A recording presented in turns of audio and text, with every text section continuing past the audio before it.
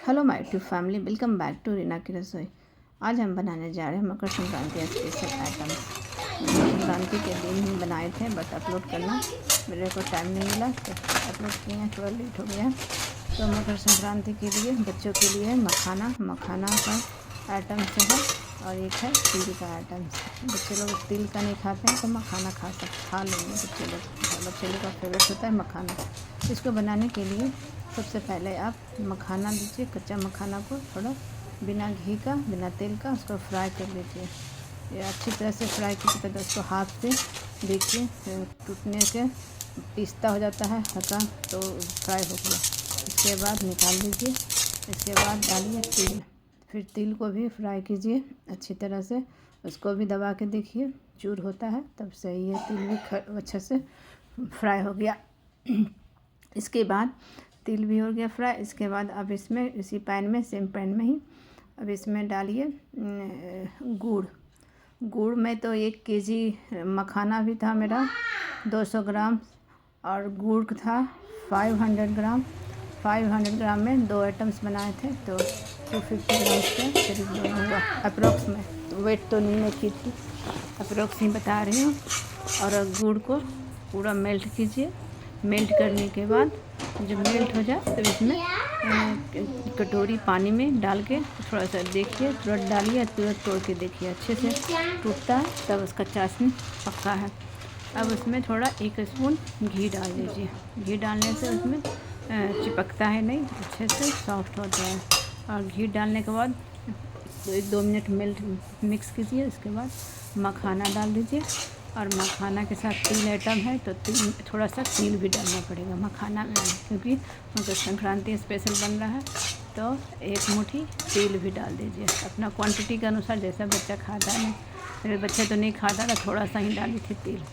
और थोड़ा मिक्स कीजिए थोड़ा ड्राई होने तक। उसके बाद फिर उसको ड्राई हो जाए थोड़ा तो उसको निकाल लीजिए प्लेट में। उसमें घी को लेयर लगा लीजिएगा प्लेट में। घी से थोड़ा ग्रीस कर लीजिएगा, नहीं तो चिपक जाएगा प्लेट में ही। इसके बाद फिर उसको डाल दीजिए। फिर उसके बाद थोड़ी टाइम के बाद ठंडा हो जाएगा तो फिर अलग अलग कर लीजिएगा, अलग अलग आराम से हो जाता है। इसके बाद इसको निकाल लेते हैं उसी पैन में, बार बार वॉश करने की ज़रूरत भी नहीं। और उसी पैन में सेम आइटम बन रहा है। फिर से उसमें गुड़ डालिए, फिर से गुड़ डाली और डाल के फिर इसको फिर से मेल्ट कीजिए।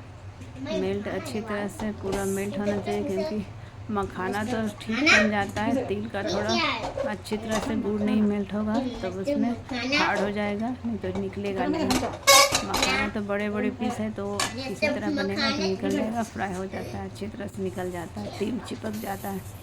तो तिल को पहले मैं इसको ग्राइंडर में ग्राइंड कर लेती हूँ, क्योंकि खड़ा तिल खाने में थोड़ा कड़ू लगता है, इसलिए हल्का मोटा दरदरा ग्राइंड कर लेती हूँ। ग्राइंड कर लेने से थोड़ा कच्चा पथी नहीं रहता है, मुंह में चबाना नहीं पड़ता है, तो मैं ग्राइंड करके बना रही हूँ। फिर से मैं गुड़ डाल रही हूँ, गुड़ को मेल्ट कर रही हूँ। मेल्ट करने के बाद इसका चाशनी अच्छा से गुड़ को पकाती हूँ। उसके बाद मैं चेक करके ही डाली हूँ। इसमें तो मखाना में तो मैं चेक नहीं की थी, बट इसमें तो मैं चेक करके ही डाली हूँ, क्योंकि और मैं पहले बनाई थी अच्छा नहीं बना था। तो मैं इसको चेक कर ली हूँ, चाशनी अच्छे से हो गया है। तब इसमें तो ग्राइंड करके लाए थे तिल को, इसमें डाल देती हूँ। और डाल के इसके पहले 1 चम्मच घी भी डालते हैं। घी डालने से उसमें थोड़ा सॉफ्ट रहता है। घी डालने के बाद फिर वो तिल का ग्राइंड किया हुआ इसको डाल के और 2-4 मिनट गैस को ऑफ कर दीजिए।